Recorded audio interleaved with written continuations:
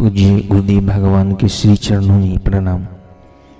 ऋषि प्रसाद अंक 94 लेख आत्मज्ञान के प्रकाश से अंधेरी अविद्या को मिटाओ।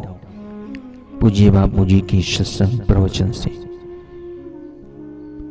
मिथ्या प्रपंच जिन आन जिए, देवन को देव तू तो सब सुख राशि है।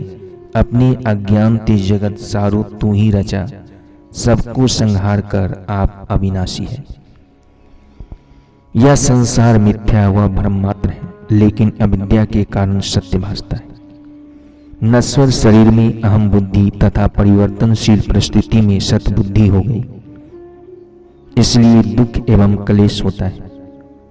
वास्तव में देखा जाए तो परिस्थितियां बदलती रहती हैं, लेकिन परिस्थितियों का जो आधार है, अधिष्ठान है, वह नहीं बदलता।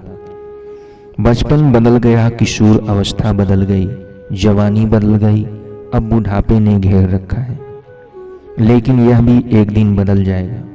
इन सब के बदलने पर भी जो नहीं बदलता वह अबदल चेतन आत्मा मैं हूं, और जो बदलता है वह माया है। सदाचार व आदर के साथ ऐसा चिंतन करने से बुद्धि स्वच्छ होती है, और बुद्धि के स्वच्छ होने से ज्ञान का प्रकाश चमकने लगता है। जिनके भाल के भाग्य बड़े अस दीपक ता उर लसके, यह ज्ञान का दीपक उन्हीं के उर आंगन में जगमगाता है जिनके भाल के भाग्य सौभाग्य ऊंचे होते हैं। उन्हीं भाग्यशालियों के हृदय में ज्ञान की प्यास होती और सद्गुरु के दिव्य ज्ञान व पावन संस्कारों का दीपक जगमगाता है। पातकी स्वभाव के लोग सद्गुरु के सानिध्य की महिमा क्या जाने, पापी आदमी ब्रह्म विद्या की महिमा क्या जाने। संसार को सत्य मानकर अविद्या का ग्रास बना हुआ, देह के अभिमान में डूबा हुआ यह जीव आत्मज्ञान की महिमा बताने वाले संतों की महिमा क्या जाने। पहले के जमाने में ऐसे आत्मज्ञान में रमन करने वाले महापुरुषों की खोज में राजा महाराजा अपना राजपाट तक छोड़कर निकल जाते थे, और जब ऐसे महापुरुष को पाते थे तब उन्हें सदा के लिए अपने हृदय सिंहासन पर स्थापित करके उनके द्वार पर ही पड़े रहते थे। गुरुद्वार पर रहकर सेवा करते, झाड़ू बुहारी लगाते, भिक्षा मांग कर लाते और गुरुदेव को अर्पण करके गुरु उसमें से प्रसाद के रूप में जो उन्हें देते उसी को वे ग्रहण करके रहते थे। थोड़ा बहुत समय बचता तो गुरु कभी कभार आत्मविद्या के 2 वचन सुना देते। इस प्रकार वर्षों की सेवा साधना से उनकी अविद्या शनै शनै मिटती और उनके अंदर में आत्मविद्या का प्रकाश जगमगाने लगता। आत्मविद्या सब विद्याओं में सर्वोपरि विद्या है। अन्य विद्याओं में अष्ट सिद्धियां एवं 9 निधियां बड़ी ऊंची चीजें हैं। पूरी पृथ्वी के एक छत्र सम्राट से भी अष्ट सिद्धि 9 निधि का स्वामी बड़ा होता है, लेकिन वह भी आत्मविद्या पाने के लिए ब्रह्मज्ञानी महापुरुष की शरण में रहता है। हनुमान जी के पास अष्ट सिद्धियां एवं 9 निधियां थी, फिर भी आत्मविद्या पाने के लिए वे श्री राम जी की सेवा में तत्पर से जुटे रहे, और अंत में भगवान श्री राम द्वारा आत्मविद्या पाने में सफल भी हुए। इससे बड़ा दृष्टांत और क्या हो सकता है। हनुमान जी बुद्धिमानों में अग्रगण्य थे, संयमों में शिरोमणि थे, विचारवानों में सुप्रसिद्ध थे, व्यक्तियों को परखने में बड़े कुशल थे। छोटे बड़े बन जाना, आकाश में उड़ना आदि सिद्धियां उनके पास थी। फिर भी आत्म साक्षात्कार के लिए उन्होंने श्री राम की जी जान से सेवा की। हनुमान जी कहते हैं, राम काज किन्हे बिनु मोहि कहाँ विश्राम। हनुमान जी की सारी सेवाएं तब सफल हो गई जब श्री राम का, और उन्होंने ब्रह्म विद्या देकर हनुमान जी की अविद्या को सदा सदा के लिए दूर कर दिया। मानव संसार को सत्य मानकर उसी में उलझा हुआ है और अपना कीमती जीवन बर्बाद कर रहा है।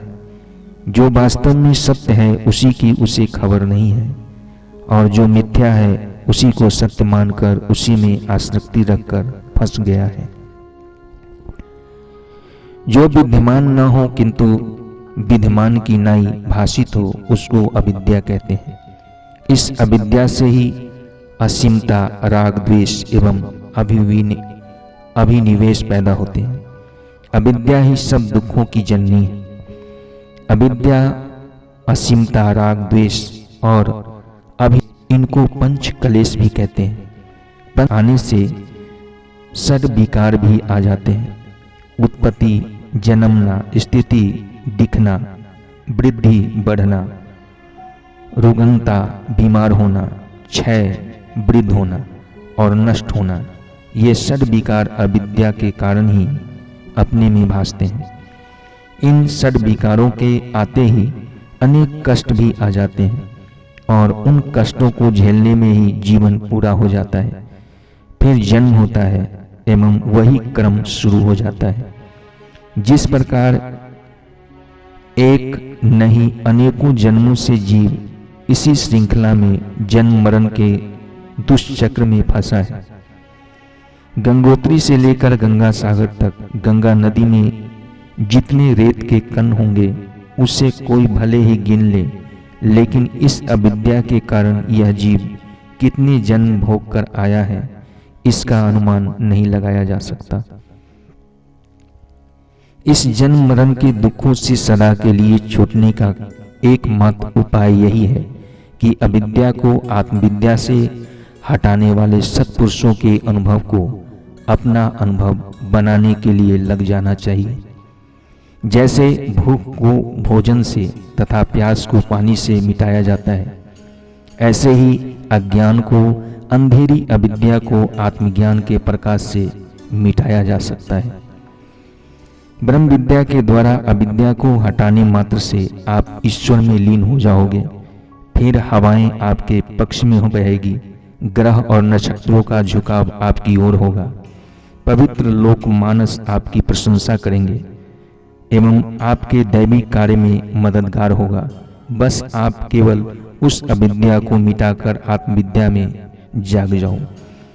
फिर लोग आपके दैविक कार्य में भागीदार होकर अपना भाग्य संवारेंगे, आपका यशोगान करके अपना चित्त पावन कर लेंगे।